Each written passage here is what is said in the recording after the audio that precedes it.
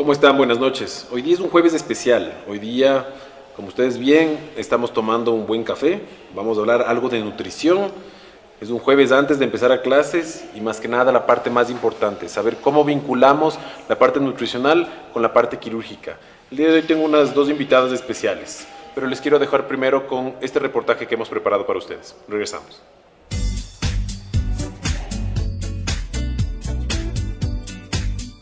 Según la OMS, una dieta suficiente y equilibrada, combinada con el ejercicio físico regular, es un elemento fundamental de la buena salud. ¿Pero cómo son las comidas de los ecuatorianos? Bueno, a mí me gusta un desayuno, como se dice, decimos en nuestra tierra, reforzado. Arroz o un mote, una carne frita o un huevo frito. Es un desayuno y un buen jarro de café. Desayuno yogur con cornflakes o pan con café, queso y huevos. ¿Y tu almuerzo? Mi almuerzo es por lo general sopa de cualquier índole. Y arroz con acompañado. Puede ser carne, pollo. Siempre el recalentado del día anterior, porque como yo trabajo, entonces se me hace un poco difícil solo desayunar lo que es huevo, tostadas, pan, café. Yo desayuno más por lo general lo que es arroz con pollo, con carne. La cirugía plástica forma y moldea partes del cuerpo definidamente, pero es con la ayuda de una buena nutrición y ejercicio físico que usted logrará tener ese cuerpo deseado y mantener los resultados de su cirugía. Recuerde siempre que si necesita iniciar una dieta antes de un procedimiento quirúrgico o después de él, debe buscar un especialista. No se deje llevar por información que encuentre en la red, ya que cada cuerpo es diferente y lo que le funciona a una persona no necesariamente le funcionará a otra. Solo un médico calificado es quien mediante exámenes específicos, según su cuerpo, metabolismo y antecedentes, sabrá cuál es la dieta indicada para usted.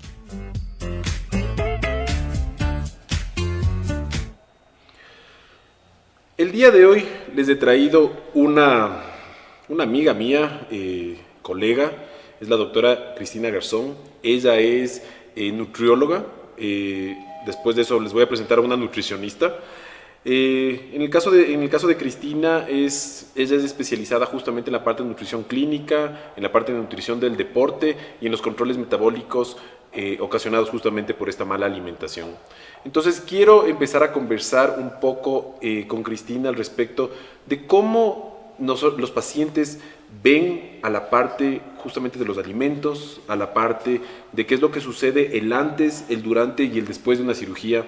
Hay que tomar en cuenta que justamente en cirugía plástica existen un sinnúmero de mitos, un sinnúmero de a veces contradicciones, ¿no?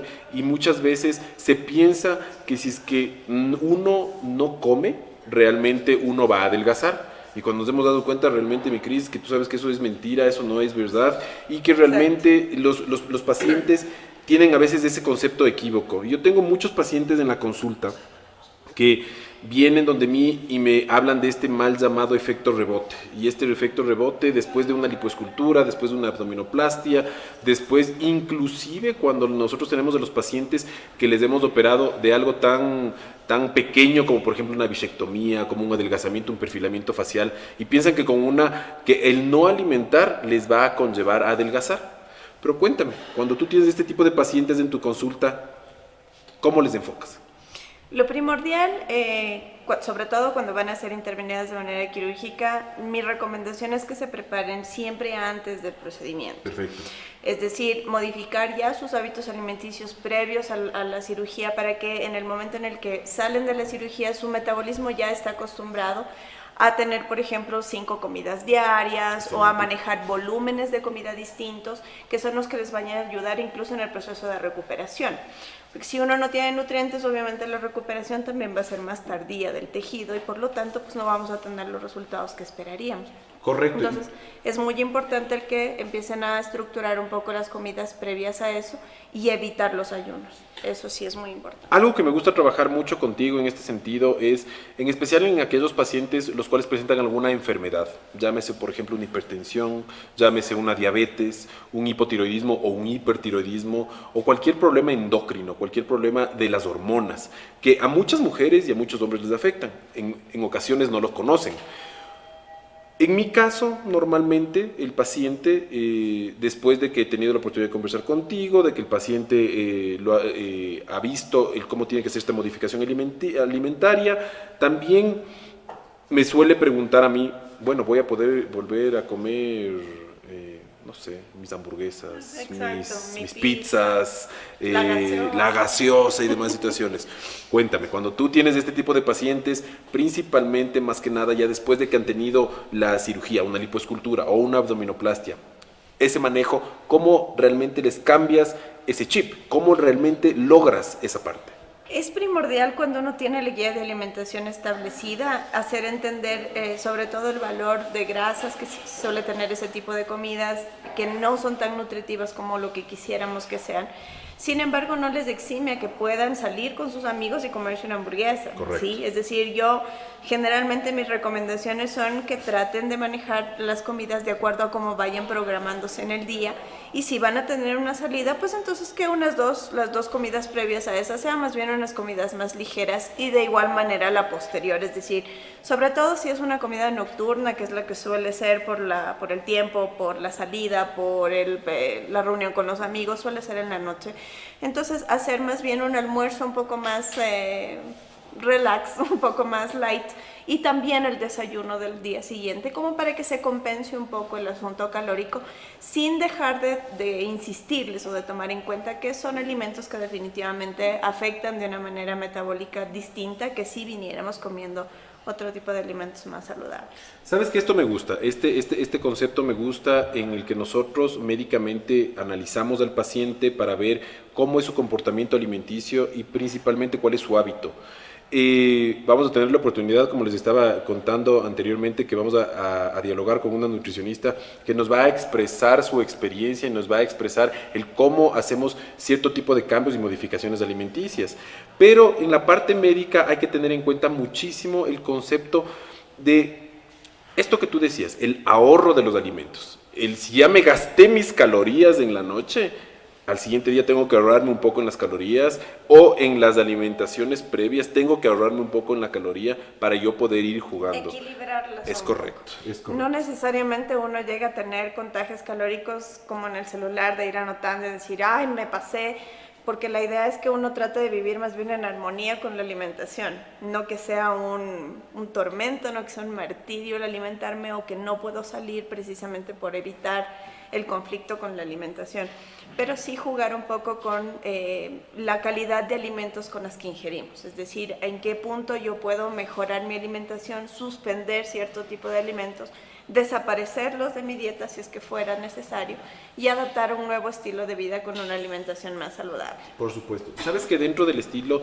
de vida latinoamericano, tú sabes que la cultura latinoamericana está alrededor del alcohol y muchas ocasiones alrededor del tabaco también? Sí. Entonces, estas dos culturas, por eso les hablaba un poco del café al inicio cuando entramos al aire, porque el café, el alcohol y el tabaco, estos tres que están de la mano normalmente, siempre se ve acompañado de algo, ¿no? Siempre se ve acompañado de un postre, de una pizza, sus Quesito. cervezas, sus quesos, a veces, bueno, un sinnúmero de delicias El pan. que uno tiene, el pan, correcto. Y tenemos que saber que no es necesario cortar ese tipo de cosas para nosotros poder tener y conservar principalmente ese cuerpo que lo hemos logrado gracias a la cirugía. Exacto. No es necesario.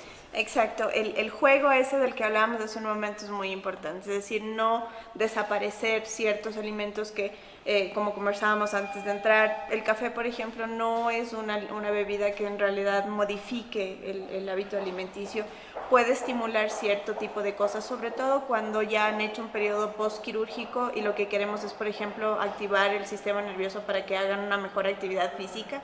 Entonces va muy bien el consumo de café, sobre todo previo a hacer ejercicio, por ejemplo. Hay estudios que lo demuestran y generalmente se suele utilizar en pacientes que no han estado muy conectados con la actividad física, pero que postquirúrgico va muy bien. Es decir, la recuperación siempre va a depender también de lo activos que estemos y de la conexión que hagamos entre actividad física y alimentación para dar en conjunción con la respuesta que queremos obtener o que queremos mantener después del procedimiento quirúrgico. Sabes que topaste un tema fundamental que es la parte del deporte, y eso es quizás una de las cosas las cuales más llama la atención dentro de la parte postquirúrgica. ¿Y por qué? Porque muchos pacientes piensan y me preguntan, después de la lipo, después de la abdominoplastia, después de los glúteos, ¿voy a poder yo normalmente mantener este cuerpo sin hacer ejercicio? Y se quieren llevar un poco por la fotografía del antes y del después, y no se dan cuenta que después de eso ha pasado por lo menos un año, ha pasado por lo menos un tiempo prudencial en que ha habido verdaderamente un trabajo de alimentación, un trabajo de ejercicio y una modificación del estilo de vida, que eso es lo que estamos realmente buscando.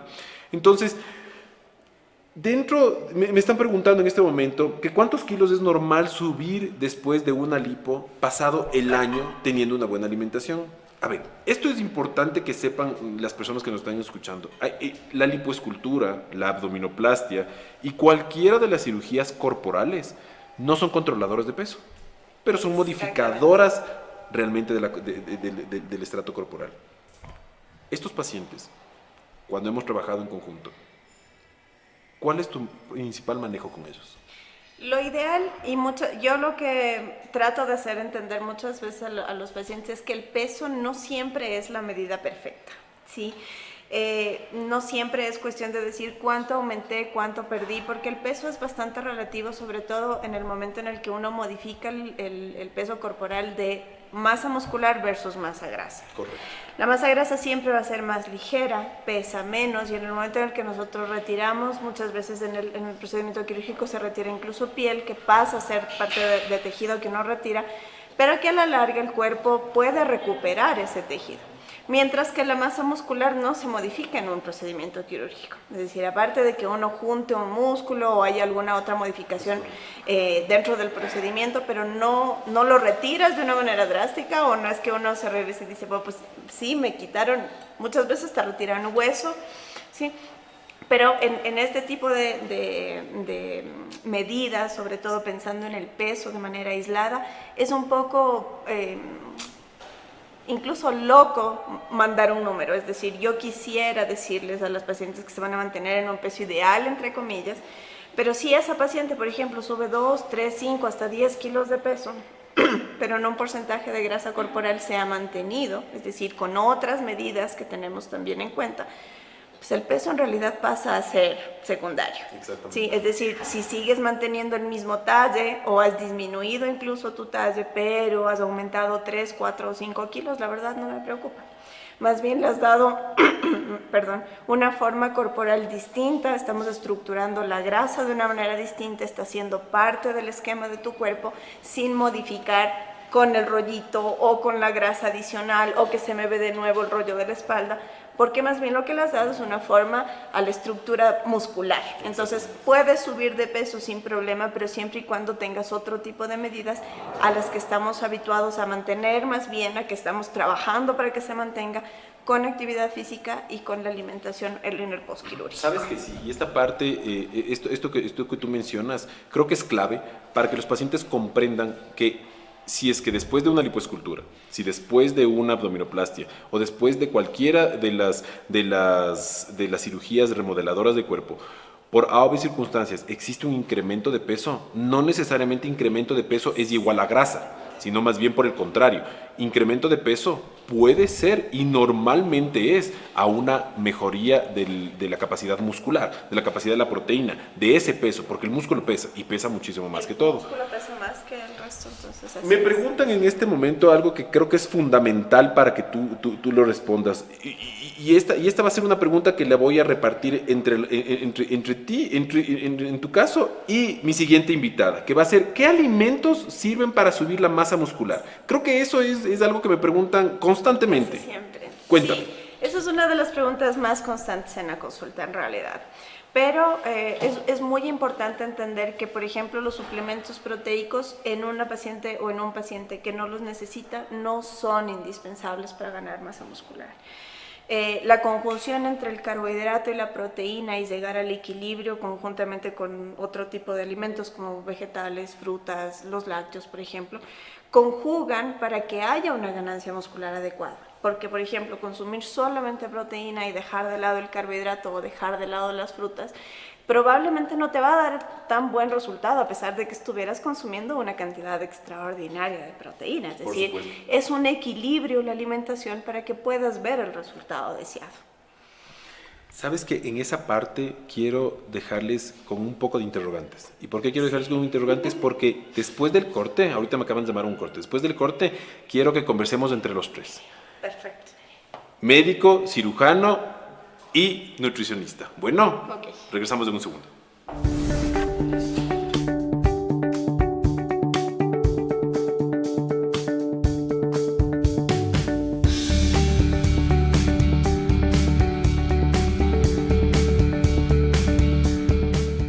...15 años de experiencia avalan nuestro trabajo.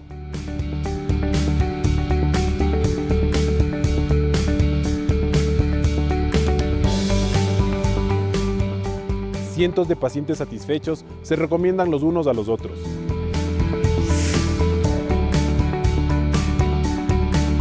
Soy el Dr. Santiago Vega, cirujano plástico, estético y reconstructivo, certificado en los Estados Unidos. Hacemos cirugía plástica segura en el Ecuador.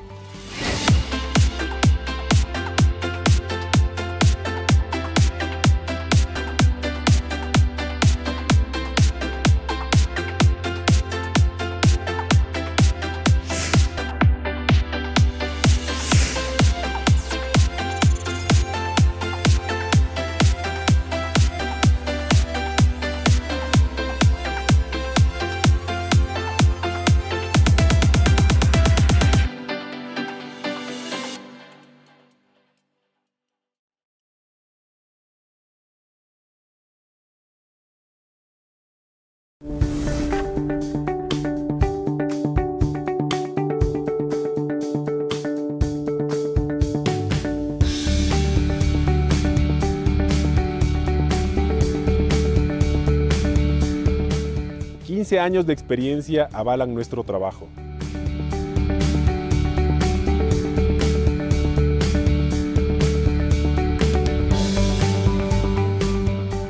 Cientos de pacientes satisfechos se recomiendan los unos a los otros.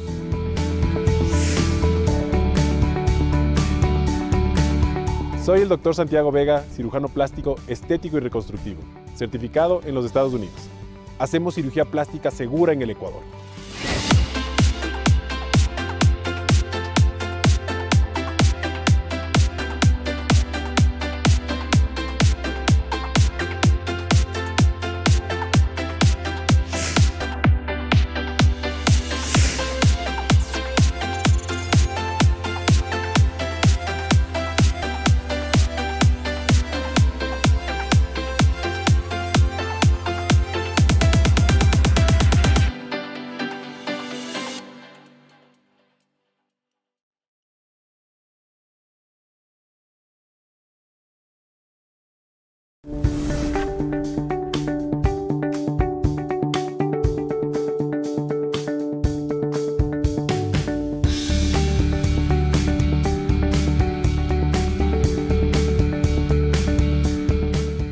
...15 años de experiencia avalan nuestro trabajo.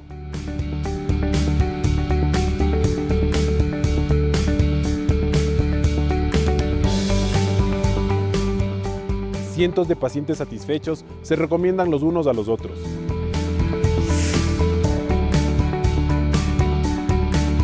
Soy el Dr. Santiago Vega, cirujano plástico, estético y reconstructivo, certificado en los Estados Unidos.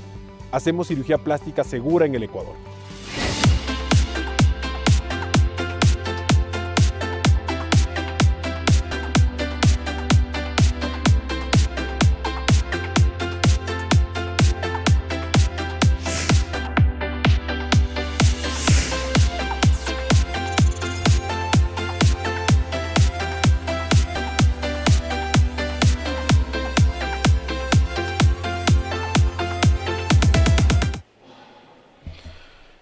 Bueno, quiero presentarles a Giselle Salazar. Ella es licenciada en nutrición. Además de eso, coach nutricionista y se encarga de entrenarles un poco en la parte alimenticia a estos deportistas que están iniciando en su carrera deportiva. Buenas noches, Giselle, ¿cómo estás? ¿Cómo está, doctor? Muchas gracias por la invitación. Encantado, encantado. A ver, quiero continuar contigo esta conversación que teníamos al respecto de qué es lo que nos preguntan a nosotros médicamente los pacientes, de cuáles son los alimentos que verdaderamente ayudan para mejorar la masa muscular o para engordar. Simplemente te preguntan para engordar. Cuéntame. Bueno, digamos que el tema es bastante amplio, ¿no? No es tan simple de decir es un alimento o una combinación de alimentos específicamente los que me van a dar ese resultado. De hecho, hay que tomar en cuenta muchísimas cosas, ¿no? Una de esas cosas o factores principales son el biotipo de la persona. Entonces, el biotipo, ¿no? Aquella persona que es delgada, que le cuesta subir de peso, de pronto es ella la que te pide el aumento de masa muscular. De pronto la persona que tiene un biotipo mediano o más aún la persona que tiende a ganar peso no te va a pedir mucho el aumento. Pero, como decíamos, si tengo un biotipo de persona delgada, influye mucho el entrenamiento, el tipo de entrenamiento, las horas de entrenamiento semana y, sobre todo, realizar un plan de alimentación con un objetivo de ganancia. Entonces, siempre voy a incrementar calorías basándome en un cálculo de macronutrientes adecuado. Esa es básicamente la base de la nutrición, tanto para la pérdida de niveles de grasa, como decía Cris, no es lo mismo perder peso que perder niveles de grasa. Entonces, la base para perder niveles de grasa, entrar en una fase de definición muscular, por ejemplo, una persona que es delgada pero que quiere sacar los cuadritos, ¿no? Eso es otro, o sea, es una alimentación distinta y realmente todo se basa en tener un cálculo adecuado tanto de las calorías como de los macronutrientes, no es mayor ciencia. Y depende del biotipo de la persona, hay una selección de alimentos que van a ir mejor para ese objetivo. Entonces, si yo soy una persona delgada, necesito alimentos que, por ejemplo, no se metabolicen muy rápido, ¿ya? Hablemos en las proteínas, no voy a usar, por ejemplo, muchas claras de huevo, voy a usar más carne roja, por ejemplo, ¿ya? En cambio, en la persona que es gordita es a la inversa. Si es que voy a los carbohidratos, igual tengo los carbohidratos que me elevan la glucosa y me dan los picos de insulina también. Y pues en la persona que es delgadita necesito que la insulina se produzca más, que es una hormona anabólica. Entonces, en el aumento de masa muscular intervienen, como digo, muchos factores. Generalmente el paciente viene y nos dice, yo quiero reducir acá mientras tonifico acá, y nos dicen a nosotros también como nutricionistas, y yo le digo, bueno, yo no soy cirujano plástico, entonces yo no puedo hacer eso, ¿no? No puedo hacer las cosas con cirugía, todos escuchen, ¿no? Escuchen esa parte. Entonces, bueno, no puedo decir, bueno, yo te corto acá y te pongo acá. O sea, eso no puede ser así. Entonces, generalmente el paciente viene con ese objetivo y hay que darle una visión clara de que una cosa es el volumen y otra cosa es la pérdida, y buscar objetivos contrarios. Realmente yo he visto que se da en ciertas personas únicamente, dependiendo de la edad, o sea, personas, y generalmente hombres, o sea, hombres jóvenes entre los 20 y 25 años, donde sus hormonas están en un clímax, entonces ellos logran muchas veces esos objetivos, pero realmente la mayoría de gente no. Las mujeres necesitan otra metodología en la alimentación también.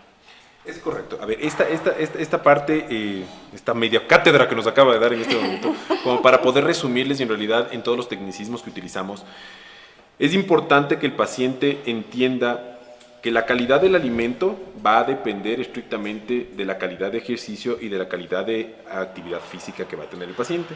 Además de eso, es muy importante, existen pacientes que lamentablemente están con sobrepeso y tienen una escasa masa muscular y nosotros necesitamos recuperarle esto. Pero, a su vez, el momento en que hablamos estrictamente de cirugía plástica, que es el tema fundamental de esto, tenemos que tener en cuenta que cuando nosotros modificamos el cuerpo, le tenemos que dar al paciente siempre la calidad de músculo y la calidad de nutrientes para que exista una buena cicatrización, una buena actividad y, más que nada, tenga ese resultado que estamos buscando. Cuando yo comparto con aquí mis dos especialistas al respecto de los pacientes que necesitamos, como hablábamos un poco de las dietas, que a ustedes les encanta, les encantan las dietas, a nosotros los cirujanos, los médicos, no nos gusta realmente, porque quizás dentro de los estudios nos hemos dado cuenta que no existe realmente esa unión hacia la dieta, porque la dieta es muy temporal, Pero también tengo que decirlo que en la parte nutricionista, netamente, esa modificación o esa puerta que abrimos con las dietas que ustedes inician nos ayudan a nosotros muchísimo a poder modificar y mantener ese estilo de vida. Yo tengo muchísimos pacientes que vienen con esas inquietudes al saber cómo podemos verdaderamente nosotros hacer esa unión perfecta. Mi cirugía, que me salió muy bien, y el mantenimiento de la misma. Entonces ahí utilizo la parte médica para poder saber realmente hasta dónde tengo que extenderme yo en el uso y abuso de cierto tipo de alimentos.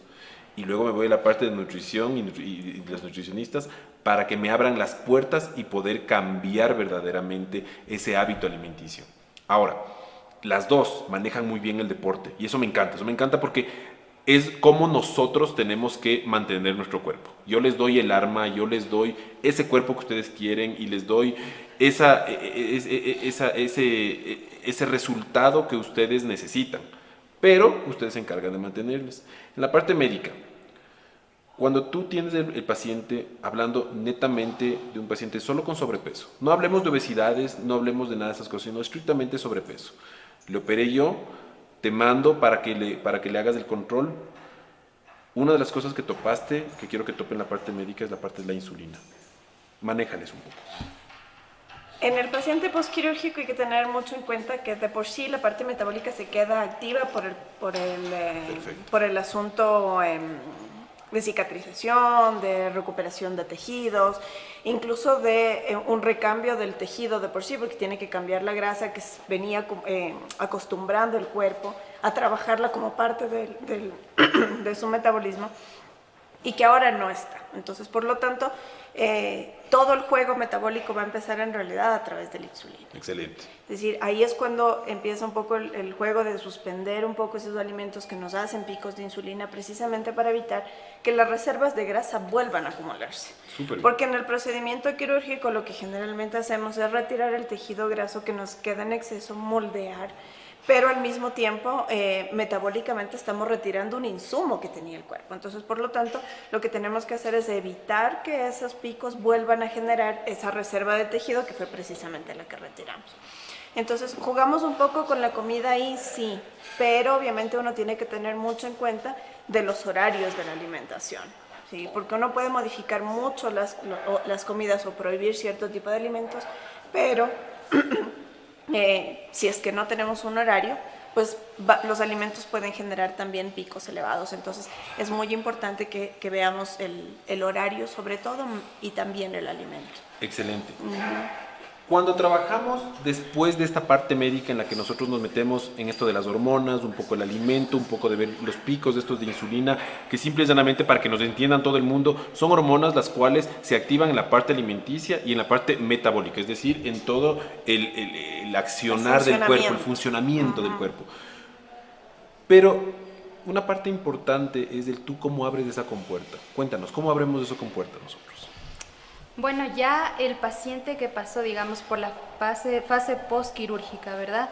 Y que viene al mantenimiento, a sostener el objetivo. Justamente en esta semana tuve una paciente así, que vino de cirugía y decía, yo no quiero volver, quiero verme así siempre. Y de hecho, cuando las personas vienen de la cirugía, a mí me facilitan una parte del trabajo porque la persona o el paciente viene mucho más consciente. La persona que no viene, o sea, viene a que tú le ayudes recién, o sea, que no tiene ganada esta parte del proceso porque ya le costó, entonces hay que hacer un trabajo distinto, ¿no?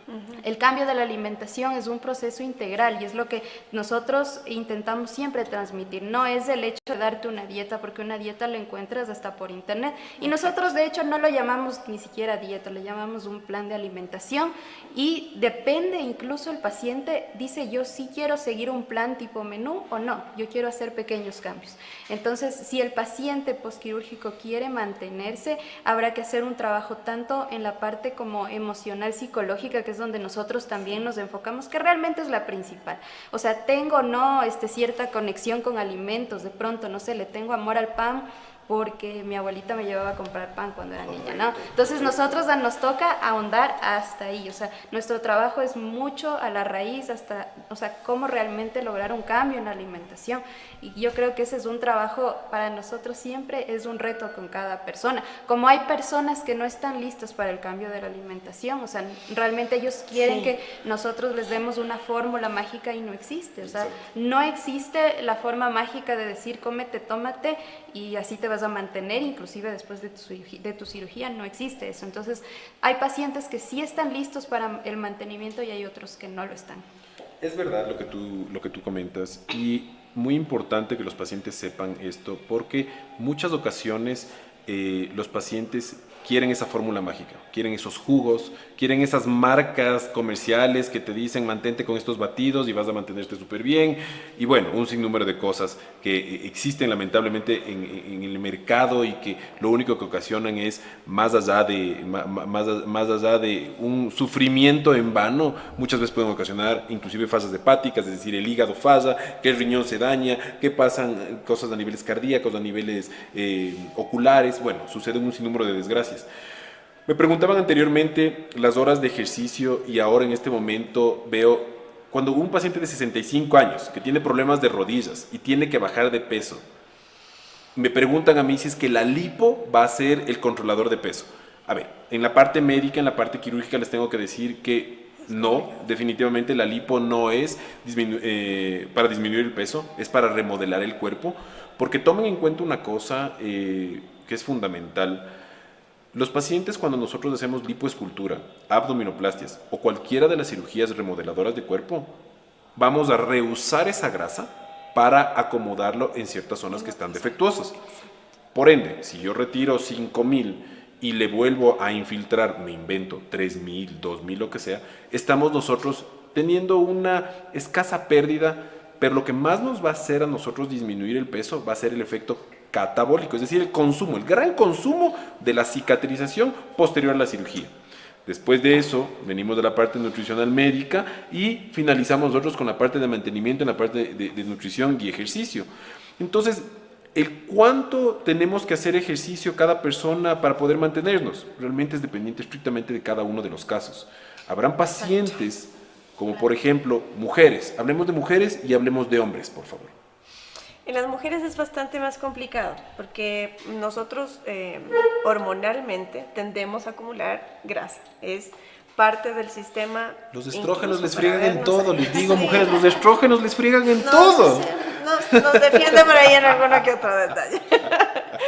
Pero sí es importante que la paciente mujer que sale de un procedimiento quirúrgico tenga un compromiso bastante más grande que un paciente varón. Por supuesto. Sobre todo porque nosotras muchas veces en casa somos las encargadas de preparar los alimentos, somos las encargadas de dar alimentación al resto de la familia. Y eso influye mucho en que para mis hijos tengo que hacer una comida, para mí tengo que hacer otra comida. Y les cuento que el esposo está detrás de cámaras, ¿no? Sí. Entonces es cierto lo que dice, es cierto. Sí. En mi caso a mí me ocurre algo bastante peculiar. Mis dos hijos entrenan CrossFit igual que nosotros, pero ellos tienen el uno 16, el otro 15. Correcto. Mi hijo de 16 tiene que consumir 4.200 calorías día, por asunto de crecimiento y por asunto de entrenamiento. Pero obviamente él gana masa muscular de una manera impresionante. Él es un niño extremadamente formado, cuadritos, músculos espectaculares. Nosotros hacemos la misma actividad física de él. Y véanlos. Pero obviamente la respuesta metabólica y la respuesta de edad incluso no es igual. Entonces sí es importante tener en cuenta eso, que en el rato en el que la paciente de 65 años, que es la que nos está preguntando, por ejemplo, versus una de 35, pues obviamente es una paciente que es totalmente distinta y que va a requerir, obviamente, métodos de alimentación y de entrenamiento distintos previo, durante y posterior al procedimiento quirúrgico, sobre todo porque hay una enfermedad de base también, que es el asunto de la rodilla. Por supuesto. Entonces habría que hacer todo un equilibrio. No es lo mismo que tener una paciente de 25 que debe hacerse una lipo que no tiene ningún procedimiento pendiente, como sería en el caso de la rodilla, y que su respuesta metabólica va a ser mucho mejor, incluso en el proceso de cicatrización y todo lo demás. Perfecto. Cuéntame en los hombres. Bueno, en los hombres, eso, como decíamos, hormonalmente ellos tienden a ganar masa muscular mucho más fácil, como tienden a perder grasa mucho más fácil, ¿no? Inclusive, como decía Cris, va a depender de la edad, la evolución que va a tener el paciente también. Entonces, realmente el tipo de entrenamiento específicamente que debe tener un hombre o una mujer, realmente no se le puede dar como que una guía específica A, B y C. Lo que sí se sabe, por ejemplo, es que en el entrenamiento es importante hacer las mezclas del cardio con el entrenamiento de pesas, ¿no? Porque, o como decía Cris, el CrossFit, que es un entrenamiento tal vez completo, ¿no? O sea, que implica muchas cosas, es ideal para ambos casos, hombres y mujeres. Y si vamos específicamente con los hombres, igual, o sea, pesas o cardio o tipo funcional, y por eso es que se pone tan de moda también, ¿no? O sea, el cardio puro o solo como tal es el menos eficiente para la pérdida de grasa, y es lo que siempre le digo a la gente o a mis pacientes, que siempre hagan algo con peso, porque mientras mejora la masa muscular, mejora el metabolismo, mejora el consumo de grasa, así que tanto para hombres o mujeres, y pues obviamente si para los hombres es más fácil, entonces el resultado viene mejor para ellos con estos tipos de entrenamientos. Tienes toda la razón. A ver, me preguntan justo lo que acabamos de hablar hace un segundito. Esto de las bebidas, las pastillas y la fórmula mágica para poder bajar de peso. No existe. No existe. Sí, si fuera así de fácil. Exactamente. No existe el hecho de que me tomé 4 bebidas y por 4 bebidas adelgazo. A ver, quiero que se den cuenta una cosa, todas las personas que nos están escuchando, y les agradezco un montón sus preguntas. Es el hecho de que si una paciente se va y se compra una caja de 400 cosas y solo está tomando eso y su aporte calórico y nutricional es bajo, vas a bajar de peso, pero vas a bajar de peso a un nivel muchas veces extremo y sacrificando músculo. Exactamente. No sacrifiquen músculo. A expensas de masa muscular. No sacrifiquen músculo. Eso es súper importante. No sacrifiquen músculo. ¿Por qué? Porque podemos tener una paciente extremadamente delgada, sin curvas, sin masa muscular, sin formas, y nos va a llamar a nosotros los cirujanos plásticos a decir, ponme glúteo, arréglame esto, ponme... No funciona de esa manera. Entonces no existen pastillas las cuales hasta más o menos mediados del 2000 se utilizaban para el control del peso, en que metabólicamente lo que hacían era tratar de capturarla la grasa para poder excretarlo y que no exista mayor ingesta de las mismas. Pero en mujeres se dieron cuenta de que lamentablemente existió un sinnúmero de desórdenes hormonales, desórdenes en el crecimiento, desórdenes ováricos, desórdenes de un sinnúmero de categorías, en la que definitivamente fue necesario suspender esto. Ahora, aquí en Latinoamérica aún seguimos teniendo estas pastillas, pero porque no existe la regulación de estas y no existe aún la cultura que verdaderamente indique a los pacientes el no usar este tipo de pastillas. Existen un sinnúmero de bebidas, existen un sinnúmero de tés, existen un sinnúmero de... Ahora hasta gaseosas les veo. Recientemente vi algo que son hasta cambios en el agua. Bueno, existen un sinnúmero de cosas. Este es un tema muy apasionante, este es un tema en el que les agradezco a todas las personas que nos han visto, que vamos a expandirlo un poco más, vamos a hacer un nuevo programa de esto. Les dejo a cargo a las mismas invitadas porque realmente me encanta la preparación que ellas tienen. Y les quiero invitar realmente al próximo programa, el próximo jueves, para que nos vean nuevamente, compartamos todas estas experiencias y nos permitan a nosotros, me permitan a mí como el Dr. Vega, meterles en esto de lo que es cirugía plástica segura y permitirles darle un nuevo cambio de vida para ustedes. Buenas noches.